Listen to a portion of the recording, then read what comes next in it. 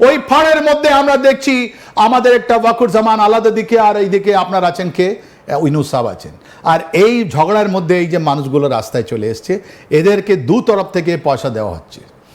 এক তরফ দেওয়া হচ্ছে ইউনূস, যিনি বাংলাদেশকে বিক্রি করে যত পয়সা নিয়েছেন, উনি ভাবছেন কি আমি এই ইলেকশনের পর আমার কি পজিশন হবে, আমি কি প্রেসিডেন্ট হতে পারবো। দাঁড়িয়ে স্যার আরো একটা প্রশ্ন, আর হাতে কয়েকটা দিন বলা যেতে পারে, কাউন্টডাউন স্টার্ট হয়ে গেছে, কারণ ফেব্রুয়ারিতে ইলেকশন, মাসে মানে মাঝে তো একটা মাস পুরোপুরি আছে, এই ডিসেম্বরটা তো শেষ, তার মাঝখানে বাংলাদেশের এরকম উত্তপ্ত পরিস্থিতি, রাষ্ট্রপুঞ্জ অব্দি মাঝখানে নাক গুলিয়েছে। তারা বলছেন যে এই মুহূর্তে একটা সঠিক তদন্ত দরকার এবং তারপর পরিস্থিতি যাতে একেবারে শান্ত করা যায়, না হলে সঠিকভাবে নির্বাচন পসিবল নয়। তার মাঝখানে আপনি বলছেন যে ইউনূসের সময় শেষ হয়ে এসেছে, ওয়াকারুজ্জামানের সময় শেষ হয়ে এসেছে, পরিস্থিতি ভীষণভাবে একেবারে হ্যাপাজার্ড যাকে বলা যায়, মানে সমীকরণ পুরো চেঞ্জ হয়ে যাচ্ছে, বাংলাদেশের প্লট আমরা যদি দেখি একেবারে সমীকরণ বদলে যাচ্ছে। ইউনূস যে ভেবেছিলেন যে উনি একটা অ্যালগোরিদম, একটা কানাডার উনি একটা ফর্মটা উনি এনেছেন, উনি ভেবেছিলেন কি আবার যেরকম আগস্ট 2024-এ করা হয়েছিল ডিসেম্বর 2025-এ করবেন, এটা সম্ভব হয়নি। তাহলে কি ওই অ্যালগোরিদম আমেরিকা রয়েছে নাকি আরো কোনো মাথা রয়েছে? আমেরিকা আর পয়সা দিচ্ছে না। আমেরিকা থেকে আপনি বিজনেস করেছেন, প্রাইভেট কোম্পানি কত পয়সা দেবে, কত রোজগার, $1 বিলিয়ন যদি আপনি একটা সয়াবিন কিনছেন কত পয়সা আপনি ফেরত পাবেন, ও পয়সা পাবেন। এখন আছে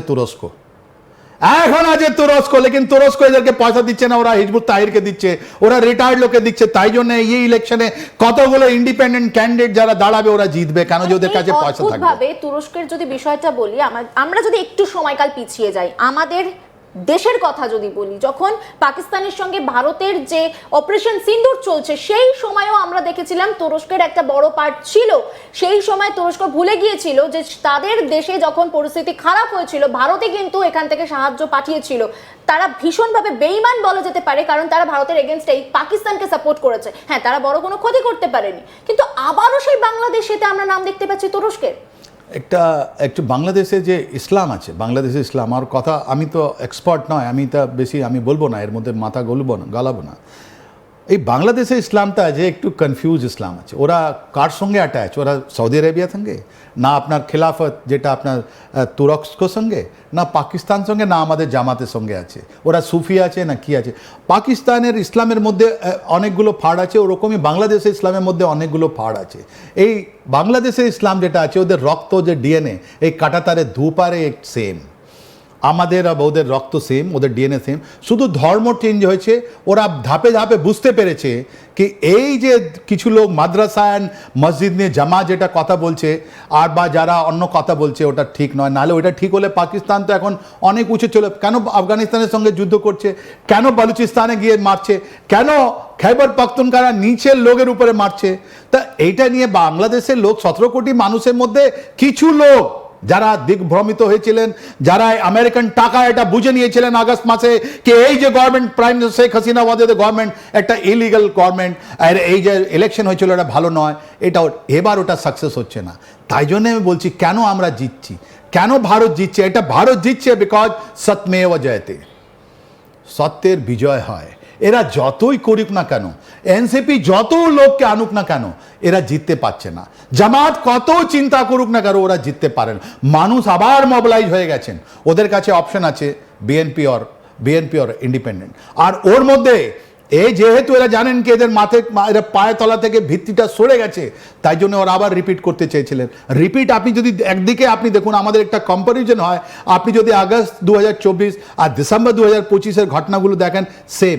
আমরা জানতাম না। একটা প্রশ্ন, 2024-এ 15 আগস্টে আমরা দেখেছিলাম হাসিনা দেশ ছেড়ে পালাচ্ছেন, সেই ছবিও আমি একটা পিসিআরকে দেখাতে বলবো যে সেই সময় দাঁড়িয়ে হাসিনা দেশ ছেড়ে মানে বাংলাদেশ থেকে বেরিয়ে যাচ্ছেন, সেই ছবি আমরা দেখাচ্ছি। এবং সেখানে দাঁড়িয়ে 2025-এ আমরা দেখছি আবারও উত্তপ্ত পরিস্থিতি, জায়গা এক বাংলাদেশ। এরপরে তাহলে কি? এই তো ডক্টর ইউনূস তো নিজের যমুনা গেস্ট হাউসে থাকছেন না, উনি রাত্রিবেলা ওখানে থাকছেন না, ওনার ভয় হয়ে গেছে কি কে ওকে মেরে দেবে, বাংলাদেশেই কেন লেক কে মেরে দেবে নাকে। উনি তো অনেক ডার্ক এরিয়াতে উনি ইনভলভ আছেন, ইউরেনিয়াম স্মাগলিং আছে, ওয়েপন স্মাগলিং আছে, হিউম্যান অর্গান স্মাগলিং আছে, রোহিঙ্গাদের পয়সা ইনি খেয়েছেন, নিজের যে আপনার গ্রামীণ ব্যাংক আছে ওখানে পয়সা খেয়েছেন। তেনার তো অনেক দূষণ বাংলাদেশ ভিতরেই আছে। উনি জানতে পেরেছেন কি এরকমই একটা সিন হবে যেখানে ইউএস মারিনগুলো এনাকে স্কট করে ইউএস অ্যাম্বাসিতে নিয়ে যাবে, বিকজ প্রত্যেকটা এমবাসি জায়গাটা মনে হয় ওটা দেশের হয়ে যায়।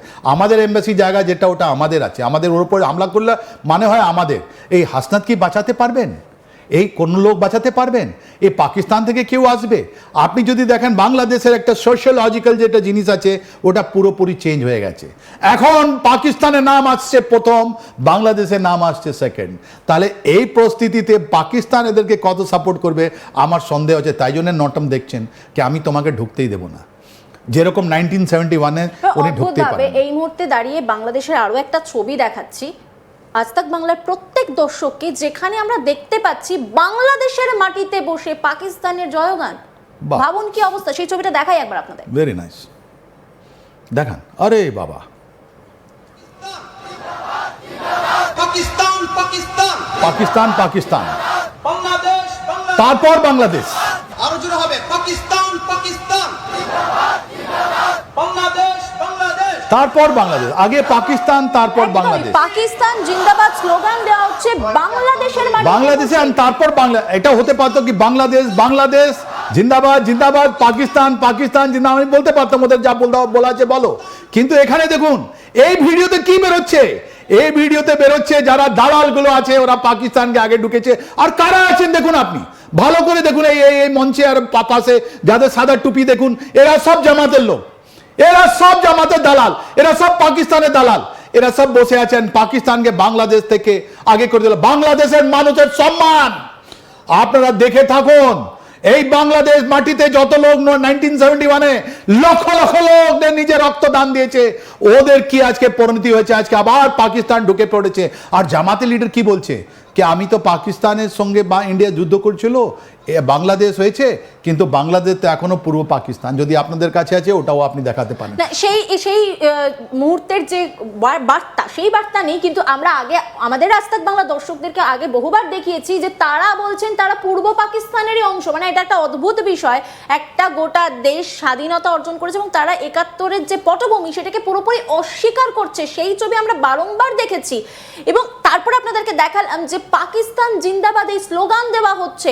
এবং অদ্ভুতভাবে স্যার আপনি যেমনটা বললেন যে আমেরিকাকে আমরা দেখতে পাচ্ছি, তুরস্ককে আমরা দেখতে পাচ্ছি না, কিন্তু তুরস্ক এই গোটা ঘটনার পেছনে রয়েছে।